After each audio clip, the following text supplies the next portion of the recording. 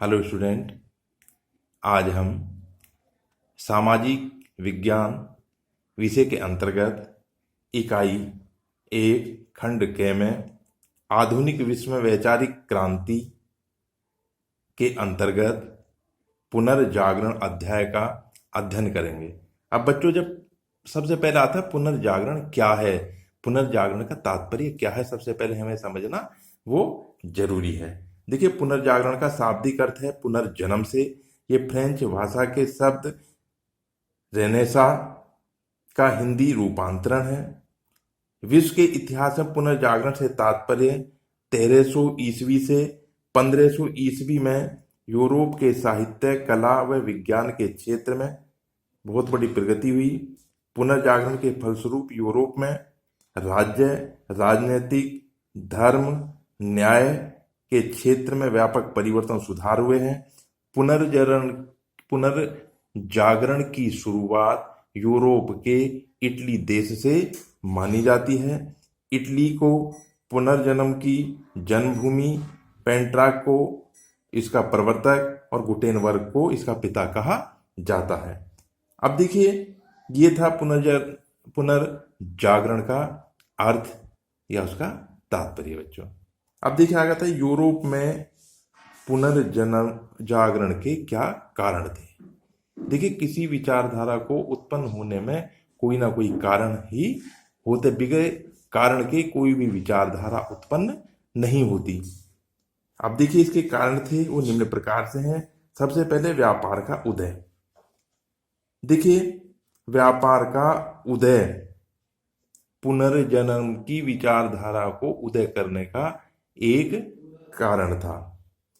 देखिए, व्यापार का उदय होने से वहां के व्यापार में धन में वृद्धि हुई। उन्होंने अपने धन को प्रयोग साहित्यकारों और कलाकारों को उत्साह प्रदान करने में लगाना प्रारंभ कर दिया। दूसरा कारण था युद्ध, धर्म का प्रभाव, धर्म युद्ध का प्रभाव। देखिए, मध्यकाल में तुर्कों और ईसाइयों के बीच इस्लाम धर्म के प्रचार प्रसार व ईसाई धर्म की सुरक्षा के लिए अनेक युद्ध हुए हैं। इसमें ईसाई धर्म की संस्कृति सभ्यता को काफी नुकसान या काफी क्षति हुई है।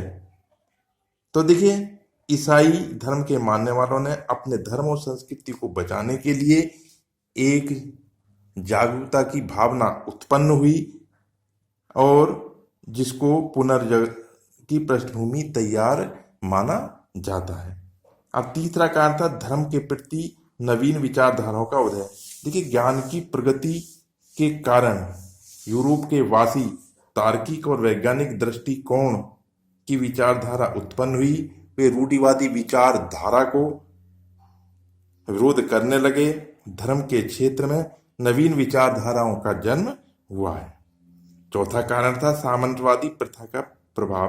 देखिए, उस समय यूरोप या इटली के अंदर सामंतवादी विचारधारा थी, जिससे वहाँ की जनता काफी आहत हो चुकी थी और वहाँ की जनता का सामंतवादी विचारधारा शोषण होता था। इससे मुक्ति पाने के लिए पुनर्जागरण विचारधारा का उदय हुआ है। अब देखिए, अगला कारण है कस्तूनतूनिया का पतन।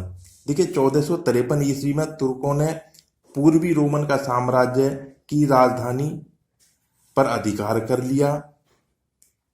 इस कारण भी पुनर्जन्म के विचारधारा का उदय इटली में हुआ है।